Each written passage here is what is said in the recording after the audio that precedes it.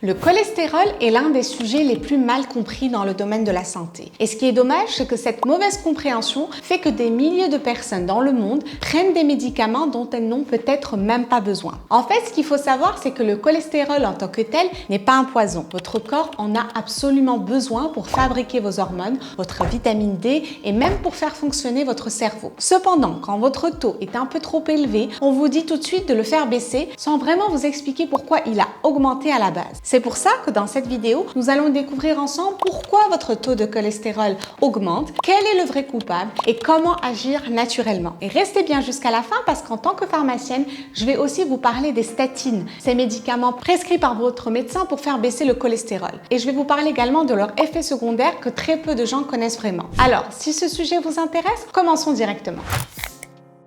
Depuis plusieurs années, on vous répète que le cholestérol, c'est l'ennemi numéro 1 de votre cœur. Que si votre taux dépasse 2 grammes par litre, il faut absolument le faire baisser. Et que si l'alimentation ne suffit pas, alors il faut prendre des médicaments à vie. C'est devenu tellement automatique que la plupart des gens ne se posent même plus la question. Et figurez-vous que c'est probablement l'une des plus grandes simplifications en médecine moderne. Parce que le cholestérol n'est pas l'ennemi qu'on vous présente. C'est même tout l'inverse. La vérité sur le cholestérol. Le cholestérol, c'est une molécule absolument essentielle pour votre corps. Tellement essentielle que votre corps en fabrique lui-même 75%. Oui, vous avez bien entendu. Seulement 25% du cholestérol qui circule dans votre sang vient de ce que vous mangez. Le reste, c'est votre foie qui le produit lui-même. Et il ne le fait pas pour le plaisir. Il le fait parce que votre corps en a vraiment besoin. Le cholestérol intervient dans la fabrication de vos hormones, telles que vos hormones sexuelles, comme la testostérone et les œstrogènes, mais aussi le cortisol, qui est votre hormone du stress. Sans cholestérol, vous ne pouvez tout simplement pas fabriquer ces hormones. Le cholestérol est aussi un précurseur de la vitamine D. Quand vous vous exposez au soleil, c'est à partir du cholestérol que votre peau fabrique de la vitamine D. Vous voyez le lien direct? Moins de cholestérol, moins de vitamine D possible. Le cholestérol intervient aussi dans la formation des membranes de toutes vos cellules. Chaque cellule de votre corps a une enveloppe extérieure et le cholestérol fait partie de cette enveloppe. Du coup, sans cholestérol, vos cellules sont fragilisées et c'est aussi essentiel pour votre cerveau. Votre cerveau est composé de beaucoup de gras et de cholestérol et ça intervient directement dans votre mémoire. C'est d'ailleurs pour ça que les personnes qui font baisser leur cholestérol artificiellement avec des médicaments rapportent souvent des problèmes de mémoire. Tout ça pour dire que le cholestérol n'est pas un poison. Au contraire, c'est même une molécule qui vous est vitale. Le vrai coupable.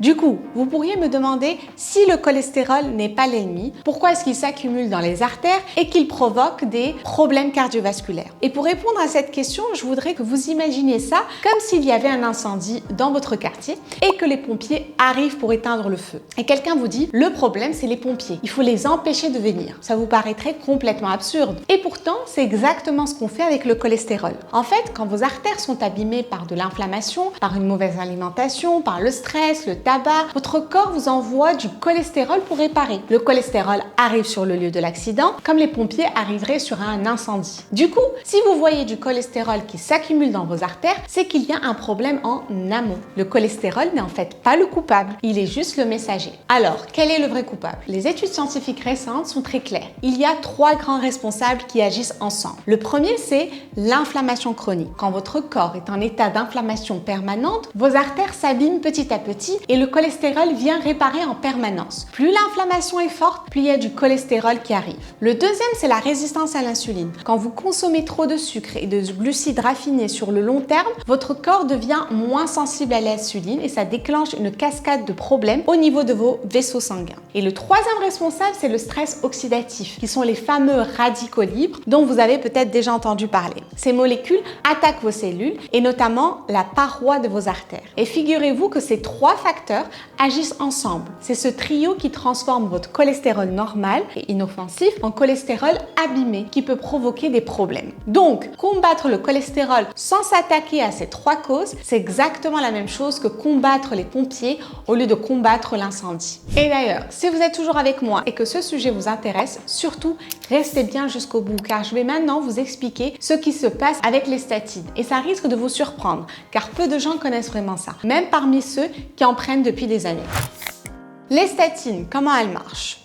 Du coup, certains pourront se demander, c'est quoi les statines? Les statines représentent tout simplement les médicaments les plus courants, les plus prescrits dans le monde pour faire baisser le cholestérol. Si votre taux dépasse 2 grammes par litre, votre médecin va probablement vous en prescrire. Et oui, les statines font effectivement baisser le cholestérol. Sur ce point, il n'y a pas de débat, mais ce qu'on ne vous explique pas toujours, c'est comment elles le font et quelles en sont les conséquences. Pour faire simple, les statines bloquent une enzyme dans votre foie qui sert à fabriquer le cholestérol. Le problème, c'est que cette même enzyme sert aussi à fabriquer une autre molécule essentielle qui s'appelle le coenzyme Q10, qui est une molécule indispensable pour la production d'énergie dans toutes vos cellules. Sans elle, vos cellules tournent au ralenti. Et c'est exactement pour ça que les effets secondaires des statines incluent souvent de la fatigue, des douleurs musculaires, des crampes et même parfois des problèmes de mémoire. Vos muscles, votre cœur, votre cerveau, ce sont les organes qui consomment le plus d'énergie. Et donc, ce sont eux qui souffrent le plus quand votre coenzyme Q10 baisse.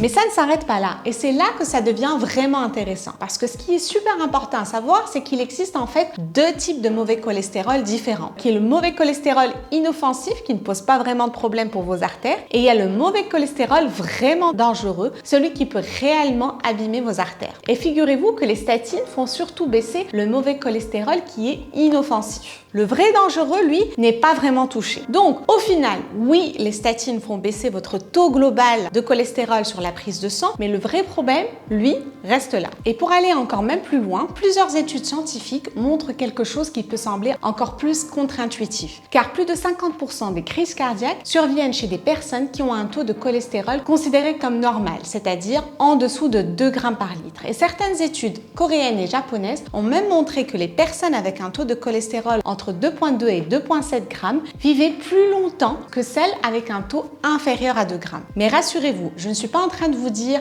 d'arrêter vos médicaments si vous en prenez. Surtout pas. Si votre médecin vous a prescrit des statines, c'est qu'il a évalué votre situation globale. Mais ce que je veux vous faire comprendre, c'est que faire baisser votre cholestérol artificiellement sans vous attaquer aux 3 vraies causes dont on a parlé ne résout pas le problème de fond. Ça masque juste un symptôme. D'ailleurs, si ce genre de vidéo vous intéresse, sachez que chaque semaine, j'envoie un email avec une erreur santé du quotidien expliquée très simplement. Je vous mets le lien en description. Vous cliquez dessus et vous la recevrez gratuitement. Comment agir naturellement?